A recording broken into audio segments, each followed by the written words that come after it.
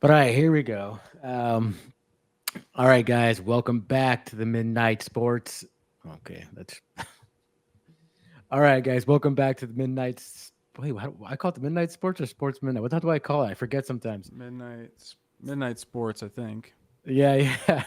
All right, guys. Welcome to Midnight Sports. We're back to give you our Thursday night prediction: the Commanders versus the Packers in Lambeau, with the Green Bay Packers being favored by 3.5. It opened at 2.5, but now since the Packers are getting all the glory in the world, they shocked everybody, beating the great Detroit Lions. Even though the Lions' win total prediction was less than it was the year before. Anyways, besides that, Packers are getting their flowers. So what do you think about that, Adam? Oh, yes, and the over-under is 48.5. So, Adam, what do you think about your pack attack? Are they worth the hype? They're in top five a lot of people's power rankings. Do you think it's worth the hype? I do. I mean, it felt like a playoff game, honestly. The crowd was electric. Everybody was super jacked. The Packers usually don't start this fast and intensely either.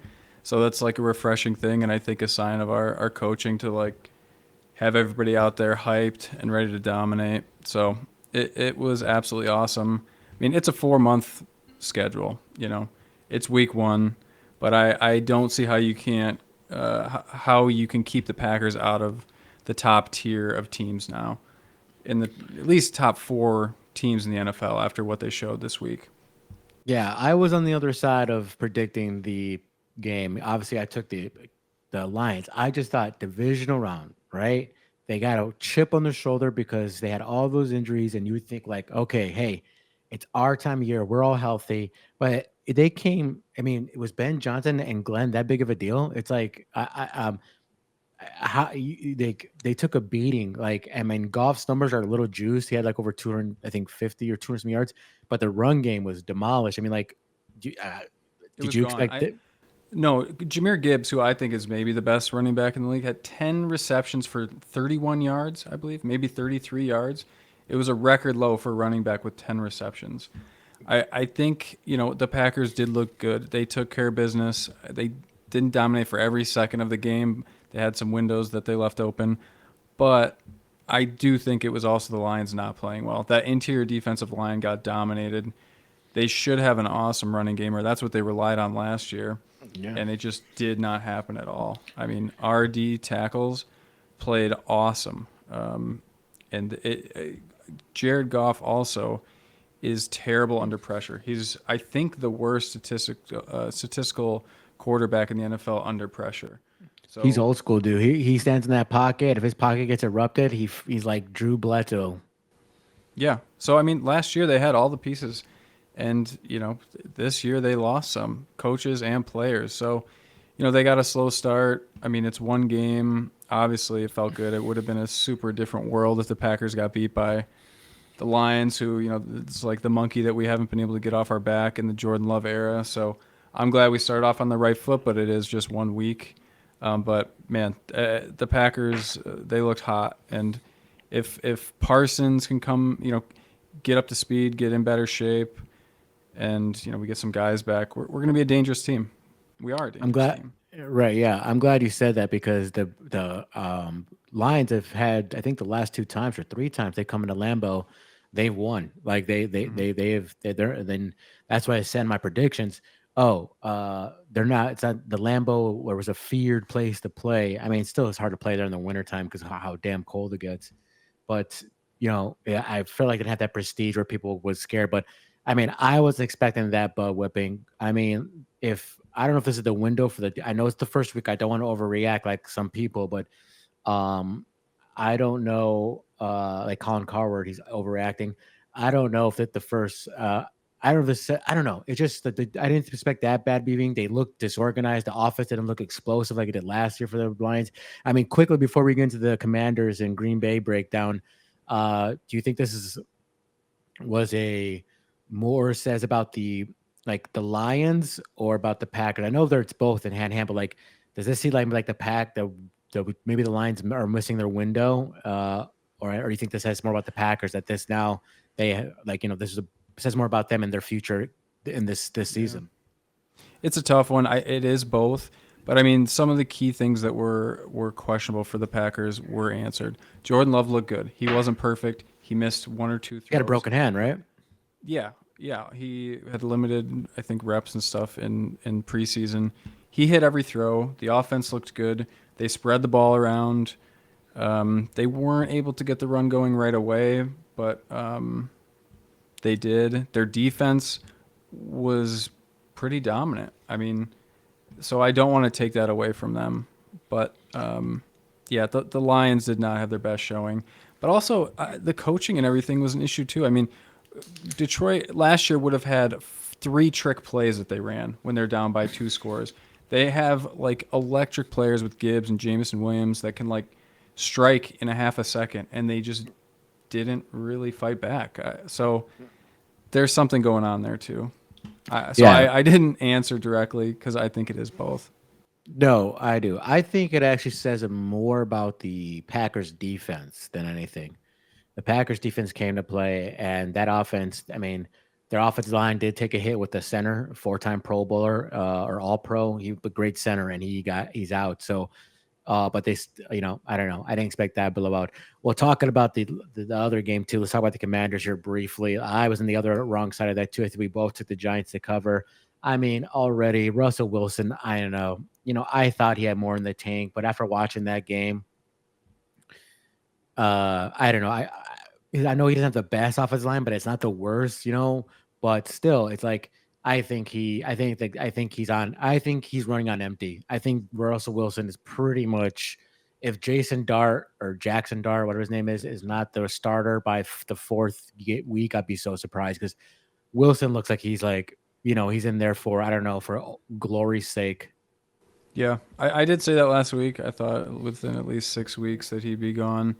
I did end up taking the Giants. I can't explain that, but um, no, he Six looked and a he looked half points, terrible. wasn't it? It was six and a half, It 5.5 was. points. Yeah, I It mean, for was. divisional rival and their front seven is supposed to be really great, but um, you know, well, They got a we're talking couple about the sacks.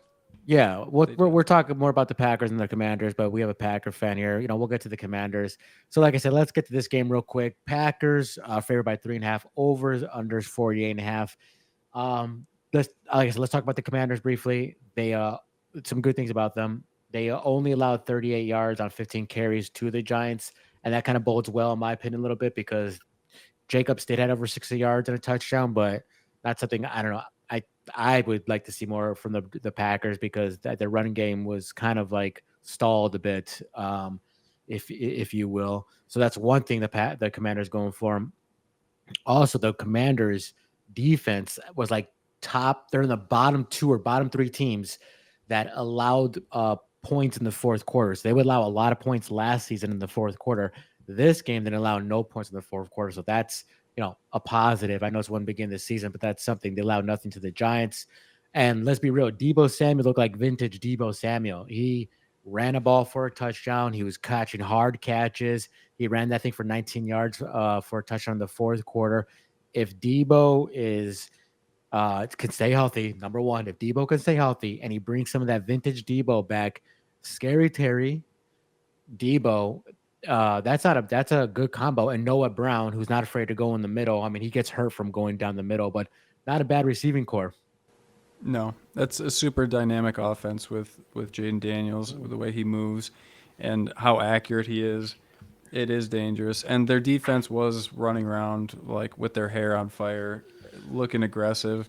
I don't know how much of that is just confidence because Russell Wilson sucks and they know they can get after him. Yeah, But yeah, Mister the Commanders looked Mister good. Mister Unlimited, right? Yeah, unlimited. Limited. Yeah, Russell Wilson needs to hang those cleats up. But you're right. They're dynamic. So that's what I'm talking about the Packers. The Packers got to Jared Goff. But, and one thing everybody has to ask themselves, go back and watch. I'm not trying to bring up the Eagles to bring up the Eagles, but go watch the Eagles games. Jalen Hurts, running quarterback. I think give the Packers a little thing. They do have Michael Parsons, who's going to open up a ton of lanes. He opened that lane for that pick that he got for your safety. I think Van Ness got a sack because of Parsons kind of drew He thing. looks But better too. yeah, Van Ness did look better. Our D line looked good all around. I thought. So it's gonna be that. I think that's the biggest matchup: the front seven versus Daniel's legs. I actually like if Daniels could get out, Mm. like and avoid, do his best to get. I think because uh, you want to. Well, I'm kind of fumbling my words here, but that's the biggest matchup in my opinion. I think you agree with that. Yeah. I hate praising the Packers. For anybody out there, I grew up in Wisconsin. I no longer live in Wisconsin, but I grew up there, and all I had to hear, I grew up in the Brett Favre era, so I had to hear that 24/7. And then they got Aaron Rodgers, so I had to hear that over again from these guys. So believe me when I say I do not like give them their flowers, but you can't doubt it. They spank the Lions. They make them look like bums. Golf look like an old man out there. I don't care what his stat says. And the running backs, that was the big thing. They stopped thunder and lightning. That's the big thing, and that's the bread and butter for the Detroit Lions. Now, can the Lions regroup, do something, make some trades? Sure, but that was not a good showing. So, besides that, let's get into some betting stats real quick. If you got, unless you want to say anything else. No, I'm good. All right. So give you guys all the stats, not picking one. This is a tough game. It is. Even Vegas has at 3.5. It opened at 2.5. So the Packers have won 3 straight in Lambeau Field against Washington. Washington is 12-7-1 against the spread last year. So they had a nice record against the spread. The over, for your over under person, is 7-4 against the spread when the Commanders are on the road. So when they're on the road, they sounds like they score more. And the Packers are 27 games above 500 at home since Matt LaFleur has been the coach. So since he's been coach, that guy's been having them kill at home. Like I said, 27 games above 500 at home since he's been head coach. And last of all, the Packers went 8-4 against their spread, 8-4 against the spread in non-divisional games. So 8 teams outside the NFC North, they've had a really good number against the spread. So that being said, briefly, it is Tuesday. We recorded this on Tuesday. This game is coming on Thursday, so I don't think it's going to change that much. But pay attention to the news. Um, the injury report is for the Packers is Quay Walker questionable, Wicks questionable, Reed questionable, Zane Anderson and Aaron Banks are questionable as well.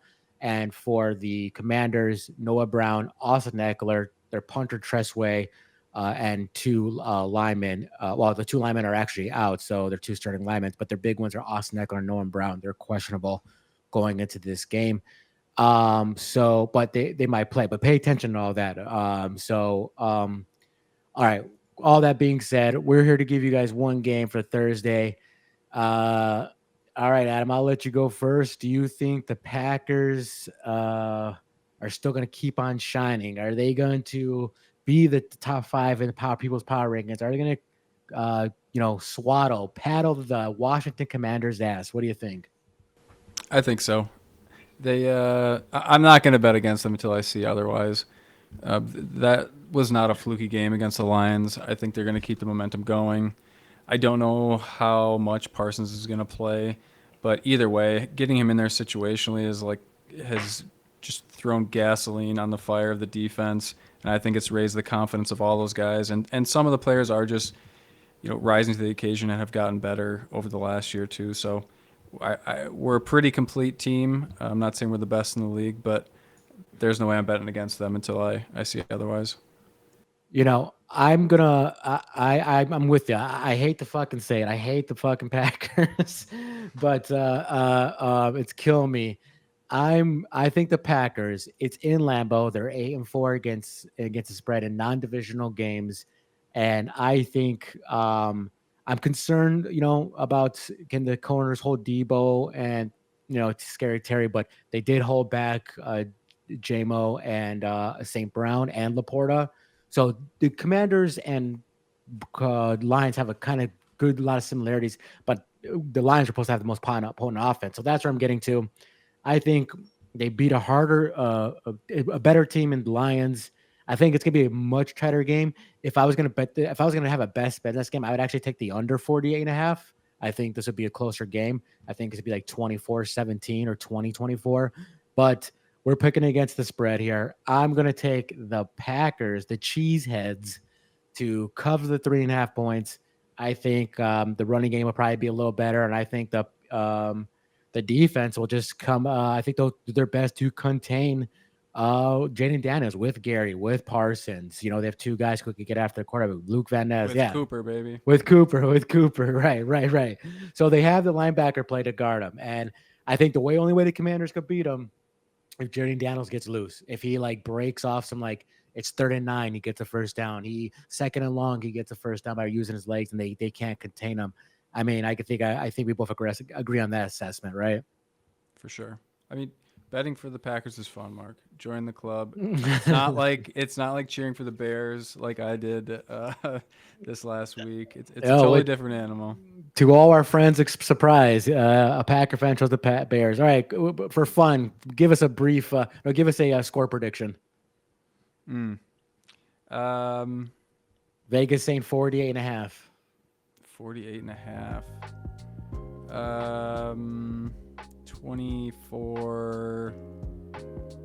24-17 Pack. Okay. I'm going to say 21-27 Packers or something around that. I think the Packers do cover, and I think they might stay above that 48.5. Maybe they go bad over, but I like 27-21. I'll take it there. But yeah, just like when my good buddy Adam, I was surprised when he took the Bears. I'm surprised with myself that I'm taking the Packers, but you got to take emotion out of this when you want to bet good sports. So yeah, anything else, buddy? No, we won't need any last second luck to win this one, Mark. All right, guys. Well, thank you. Like and subscribe. It goes a long way for this small channel. I appreciate it. We'll put out the rest of our games for the rest of the week on Thursday. Sorry for the late release last week. Life gets in the way. We both work jobs, and plus my computer crashed a few times. So with all that, guys, like and subscribe. It goes a long way, and we will always see you in the next one. Bada bing.